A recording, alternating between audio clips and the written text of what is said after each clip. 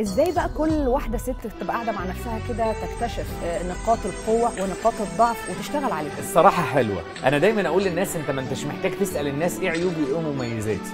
هي مرحله من المراحل على فكره، بس المرحله الاولى انك تصارح نفسك. كل بني ادم فينا عارف ايه اكبر نقطه قوه فيه واكبر عيب موجود فيه. وعلى فكره يعني ممكن حد يقول لك، يعني سيده تقول هي عارفه انها جميله بس انكسف تقول انا شايفه نفسي اني جميله. في نفس القصه في العيب كمان، كلنا عارفين ايه العيوب اللي عندنا، وايه العيوب دي نتاج الالام اللي في حياتنا او المشاكل اللي بتحصل لنا. يعني عيوبنا دي بتعمل لنا الام في حياتنا. فكل اللي احنا محتاجينه ان احنا نقعد مع بعضنا نصارح نفسنا. صارح نفسك ايه الحاجات اللي عندك اللي انت قصرت فيها في حياتك بناء على نقاط ضعف، ايه نقاط القوه اللي عندك اللي الناس بتقولك انها مميزه عندك.